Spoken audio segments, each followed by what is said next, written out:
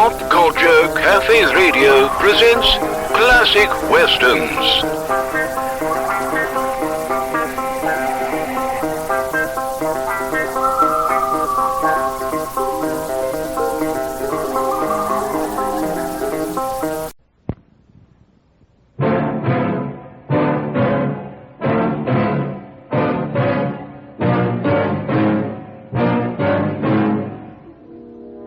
Your guide would cut your throat for $10. And even if he didn't, you'd be shot by bandits or scalped by Indians. My gun is your safe passage. You're going to need it.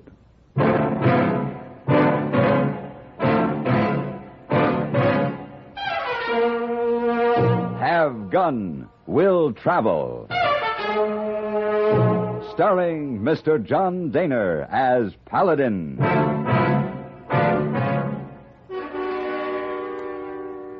San Francisco, 1875.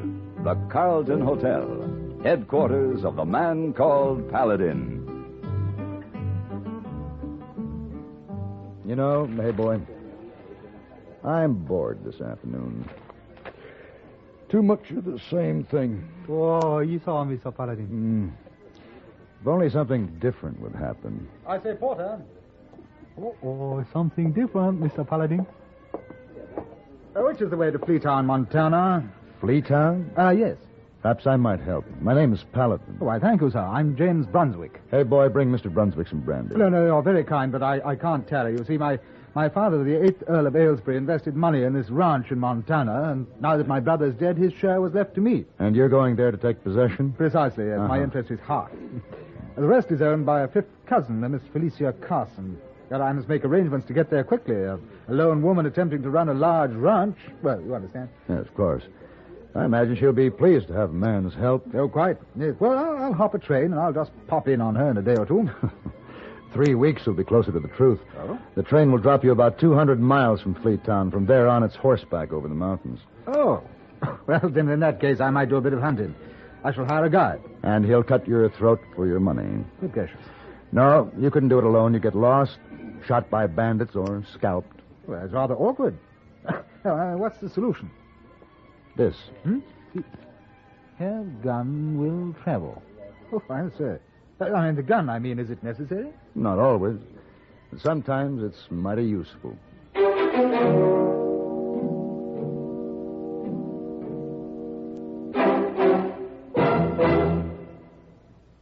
If dandruff dulls your hair, leaves your scalp itchy, please listen. You can get rid of annoying dandruff so fast today, no one should suffer any longer.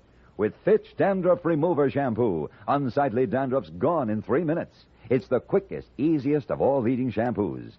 Besides that, using Fitch regularly is guaranteed to keep embarrassing dandruff away. Simply apply in the unique Fitch manner. Before you wet hair, rub in 1 minute.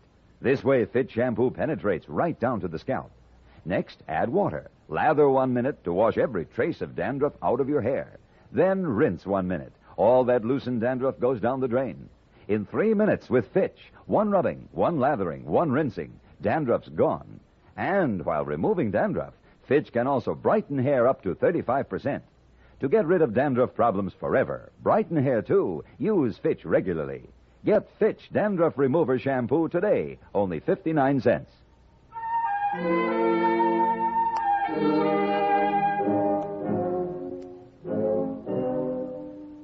James Brunswick, 9th Earl of Aylesbury, endured the 3-week ride over the mountains with the help of an English saddle, a sun helmet, and 2 pack horses carrying his trunks and carpet bags.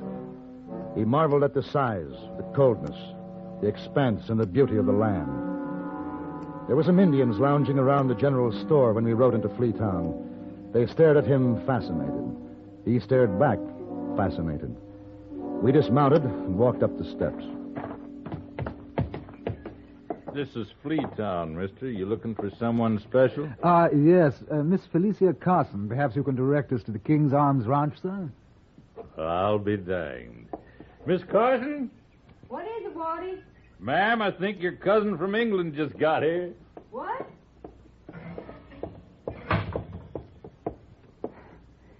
You James Brunswick? Yes, that's right. Oh. Well, I reckon you're my kinfolk. Oh, my goodness, Cousin Felicia. Why, this is delightful. Well, I reckon. I'm pleased to meet you. I'm delighted. This is my friend, Mr. Paladin. A pleasure, Miss Carson. The same. This here's Waddy, my foreman. Howdy. You go see if them horses is shod yet, Waddy. Yes, ma'am.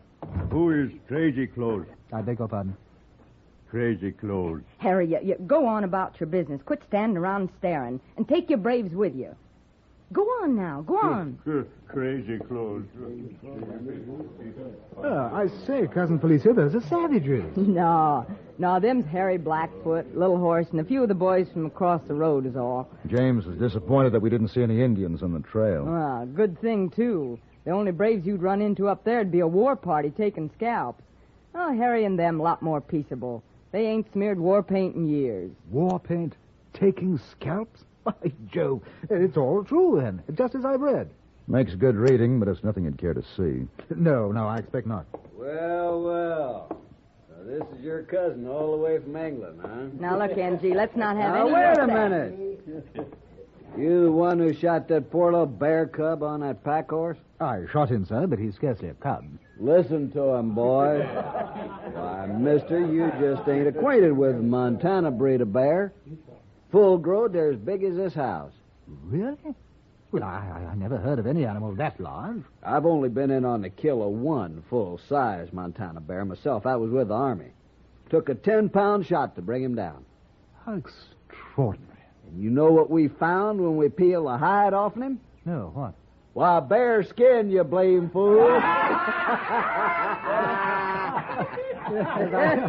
Well, I must say the joke is on me, what? It sure is. What a dude. Come on, let's get up.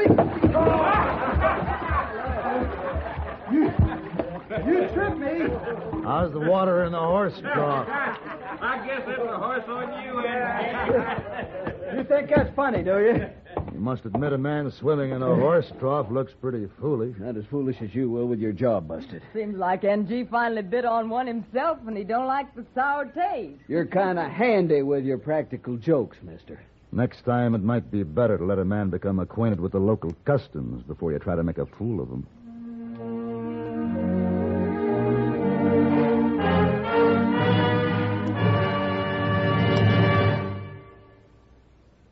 In the 1800s, the Monroe Doctrine dictated that Americans put a wall between themselves and the world. Today, however, times have changed. From city dweller to farmer, Americans know they are part of the world and close to it. And the more they can find out about it, the better. That's why the broadcasts of Edward R. Murrow and Lowell Thomas are so popular. Each of these internationally known newsmen has a wide background in the history, the politics, the economics on which current events are built. Whether you're interested in high-level affairs of state abroad, economic developments here at home, or the latest advances of science, you'll find them presented clearly and understandably by Murrow and Thomas, with the touch of wit or human interest that has won them listeners everywhere in the world. If you're not already addicted to the news, as CBS Radio presents it nightly, start this week to follow the broadcasts of Edward R. Murrow and Lowell Thomas. They're both heard Monday through Friday on most of these same CBS stations.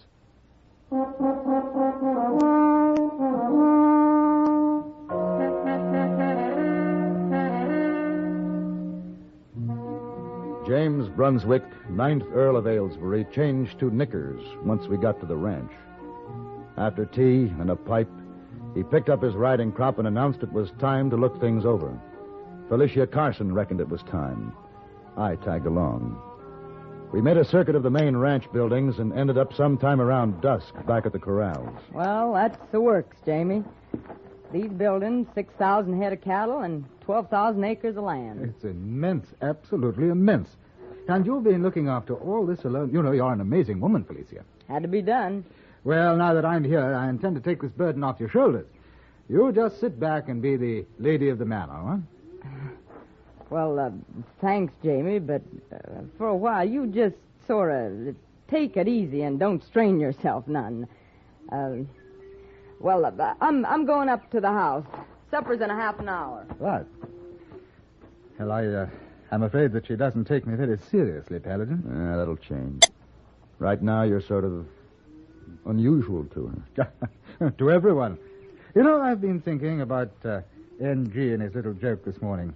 I was being tested, wasn't I? Yeah. And they think that a man who can be tricked is a fool. See, around here they figure there are two kinds of no good people, cowards and fools. In a rough situation, the coward will run out on you, and the fool might make a fatal mistake. And I showed myself up to be a fool. No. But you showed you've got a lot to learn. Let's say you've lost face. You don't quite fit in yet. How does one go about fitting in, Paladin? Well, here. This is your saddle. English. Made for riding. Nothing else, right? Well, what else is there? Well, look at the saddle of mine. A Western saddle. But yeah, it's a cumbersome, heavy sort of thing. Maybe, but there's a reason for everything. See the horn here? A tie post when roping cattle, and elbow rest for a man in the saddle all day. I see. And the height and the slope of the cantle here. See that? I figure to give a man the most comfort and the best brace through a day's work. The rigging, the cinch, the stirrups, the stirrup leathers are all designed to contribute something useful. There isn't a piece of leather on this saddle that isn't needed. Well, I must confess, I thought it was an unwieldy piece of business. No, nothing on the frontier is without a definite purpose. No individual is without a definite purpose either. Survival's too difficult.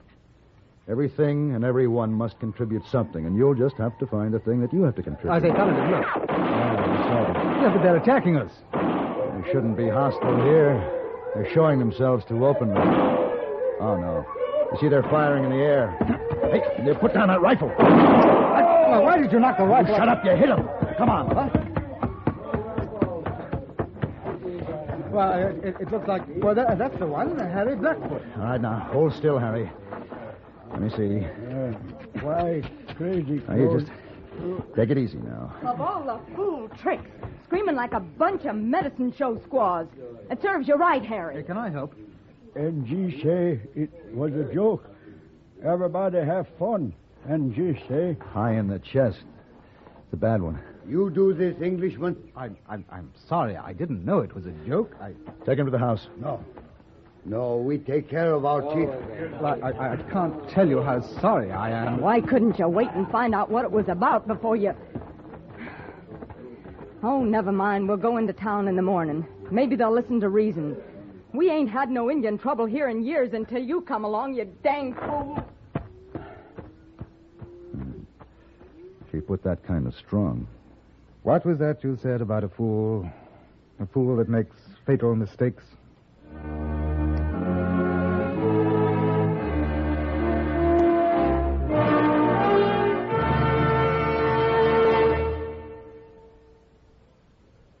Toward greater victories, the March of Dimes is again asking your help to wipe out the deadly cripplers of thousands of children and adults. Not only polio, but arthritis and birth defects. Did you know that 1 out of every 7 persons in the United States will suffer from arthritis, an exceedingly painful disease for which no cure has yet been found, and that it menaces our youngsters as well as older people? And did you know that 1 out of every 16 babies born this year will have a birth defect? You have helped the March of Dimes fight polio and emerge the winner in the battle. And now your 1959 contribution to the March of Dimes can help win the battle with these other awful cripplers. We did it before, and with your help, we can do it again. Send your gift of money to your local March of Dimes headquarters. Send it tonight.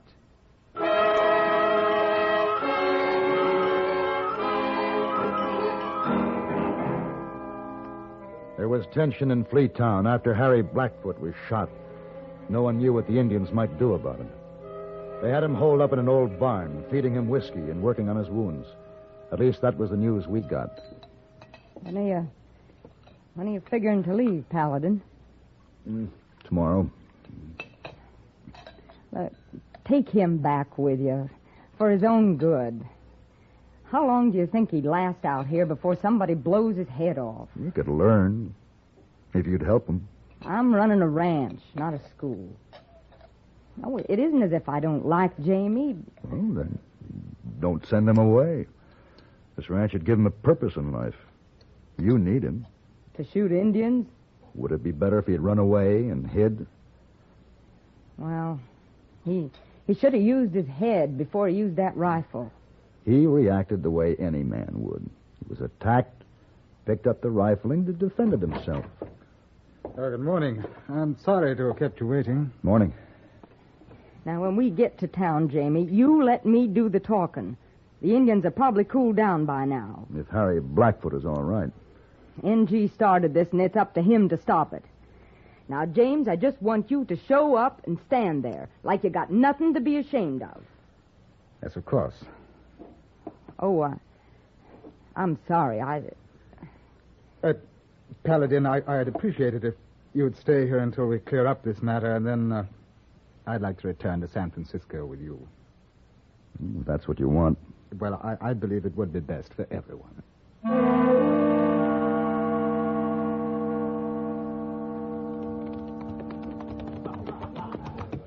Oh, there he is, propped up against the log under the tree. Harry Blackfoot seems to be recovering very well. He's drunk. They're all drunk. Look at that barrel of whiskey. Bet they got it from NG. We better get NG before we try talking to Harry.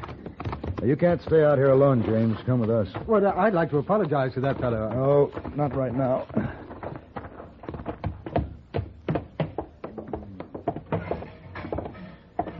Oh, there you are, you blasted troublemaker. You got the engines all stewed up, the blame fool. Don't you try to squirm out of this, putting all the blame on Jamie. Well, I didn't have anything. NG, you're going out with us now and tell Harry Blackfoot exactly why all this is your fault.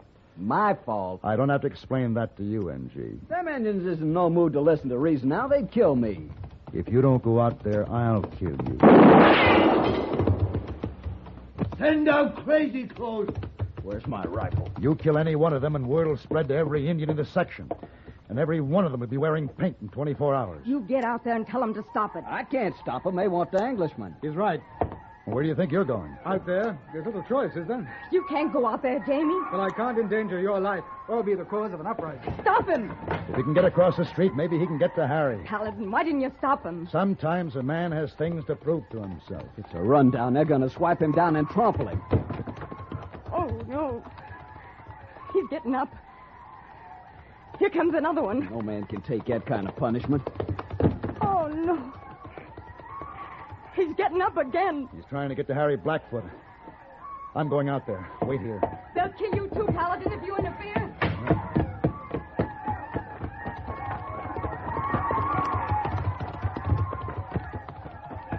Harry. Call him off, Harry. No. Braves teach lessons. We could have shot your braves by now, but that would have made a war.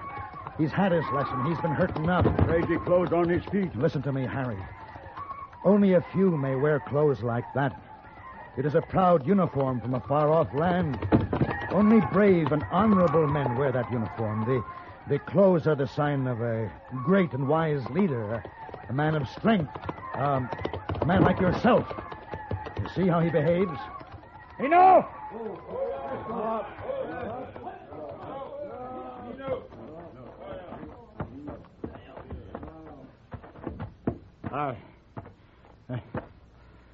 I feel I owe you an apology, old man.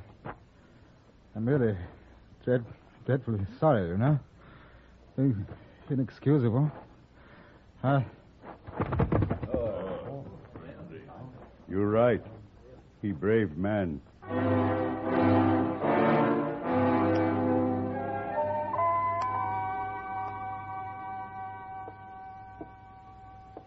Feeling better, Jamie? Oh, much, thank you, yes.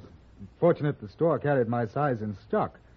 How do you like me? Do I look like a rancher? Paladin? I guess you do at that. Well, come on in, Harry. Where'd he get your clothes? He requested them. Only brave and honorable men wear this uniform. Great and wise leaders?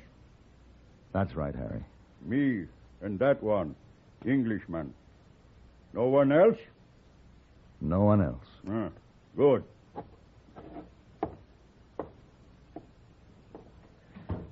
Well, he seems quite happy. Now, Paladin, shall we return to the ranch and pack? Oh, you're not going to run out and leave me now, Jamie. You can't do that to me. I'm just a mere little old woman. That ranch needs a man. Oh, thank you for the offer, Felicia, but Really, I'm afraid there's so little that I have to contribute out here. Except courage. Oh, come now, Paladin. I mean, one doesn't talk about that sort of thing. Mr. Paladin, you're traveling back to San Francisco alone. Well, if you insist, I stay. One favor before I leave, James. Oh, yes, of course. I'd like the address of your tailor in London. If I send him my measurements, perhaps he could make me a brave and honorable chief.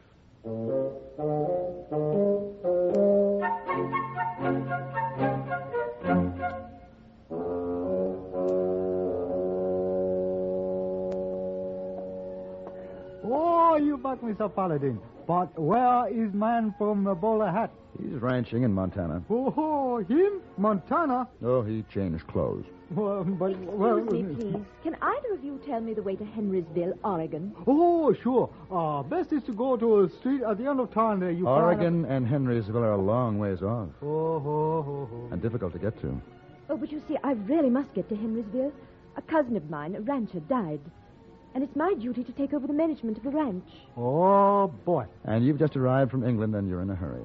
Well, yes, that's quite correct, as a matter of fact. My name is Paladin. May I offer you my service? Would you have garden, will travel? What kind of service? Sit down, please. Hey, boy. A glass of sherry for Miss... Worthshire. Lady Angela Worthshire. For Lady Angela. And hurry. Oh, Esau, get sherry right away. Oh, Lady Angela. Oh, boy. Tally ho, Mr. Paladin. Now, Lady Angela, I think I should tell you... Must you hold my hand? It's an American custom. You must accustom yourself to American customs. Oh. Well, now the service you spoke of. It begins tonight at 8 o'clock. A dinner at Fabre's, then a glass of sparkling wine at the Porter, and then a tour of San Francisco. You must see the points of interest before you leave. I feel I'm already indulging myself in something interesting. Lady Angela, I know I can assist you. You know something, Mr. Paladin? I'm quite certain you can.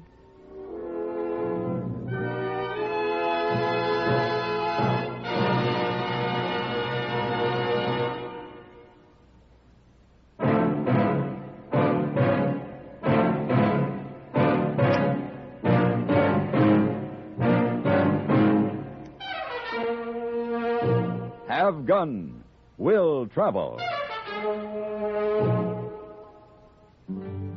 Created by Herb Meadow and Sam Rolfe, is produced and directed by Norman MacDonald and stars John Daner as Paladin, with Ben Wright as Hayboy. Tonight's story was written by Sam Rolfe and adapted for radio by John Dawson.